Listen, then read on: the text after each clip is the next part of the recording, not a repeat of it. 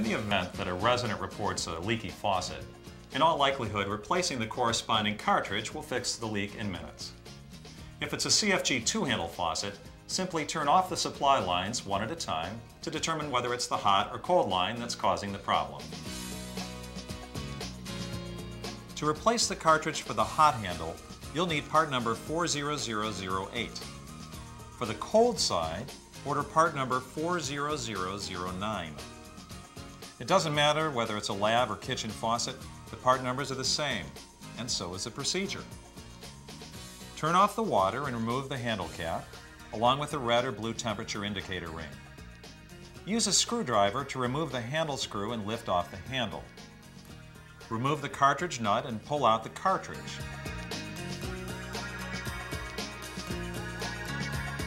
Insert the new cartridge by lining up the notches with the valve body. The flat side will face out. Replace the cartridge nut, followed by the handle. Reattach the handle with the handle screw. Finally, replace the temperature ring and handle cap. Turn the water back on, and the job is done. If a resident reports a leak in a CFG single-handle faucet, you should be able to fix the leak just by replacing the cartridge. Whether it's a lab or kitchen faucet, the part number is the same, number 40002. Start by turning off the water supply and popping off the temperature indicator button. Use a 3/32 Allen wrench to loosen the set screw and remove the handle. Remove the cartridge nut and pull the cartridge out. Insert the new cartridge by lining up the seating pins with the valve body. Replace the cartridge nut and reattach the handle with the set screw. Push the colored temperature button back in place and turn the water back on. It's just that easy. If a resident reports low or erratic flow from any CFG kitchen or lab faucet, the aerator may be partially blocked. To fix this, unscrew the aerator, flush out any dirt or debris, and reinstall it. Your CFG faucet should continue to provide years of trouble-free service.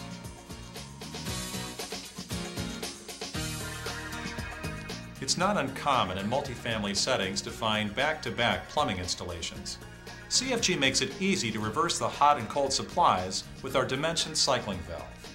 With the trim removed and the cartridge exposed, turn the cartridge 180 degrees and reinstall it with the pin inserted into the opening at the bottom of the valve.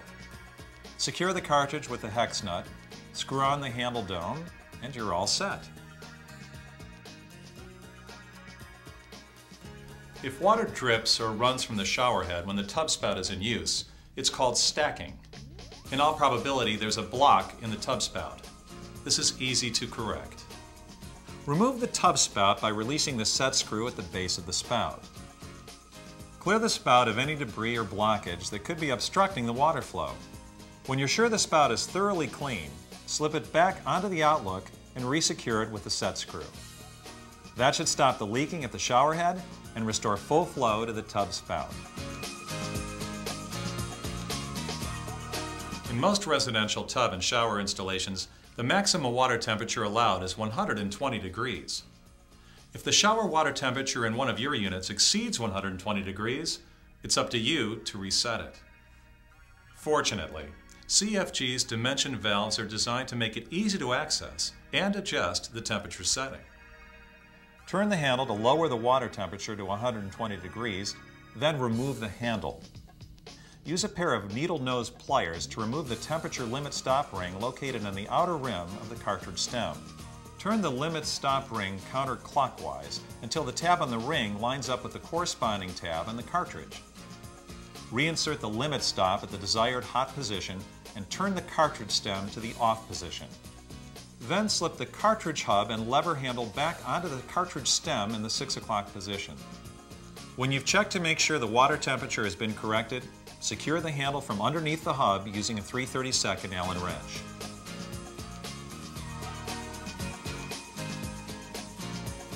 If your lab installation involves a waste assembly, here's a quick review of the basic steps you'll need to know.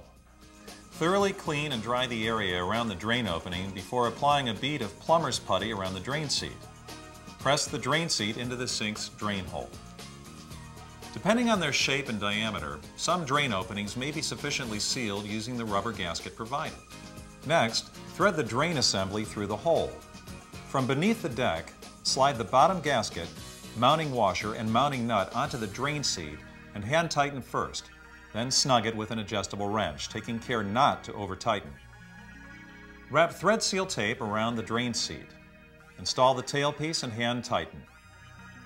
The pivot rod opening on the drain assembly should face the back of the sink. Drop the drain plug into position. Remove the pivot rod nut. This pivot rod seal washer should be positioned with the flat side facing in and the tapered side facing out, where it will interface with the contoured base of the pivot rod.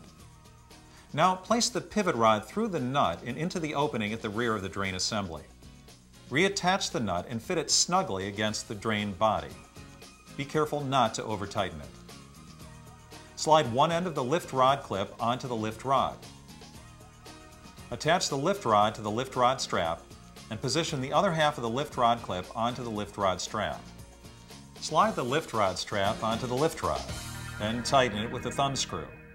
And the job is done.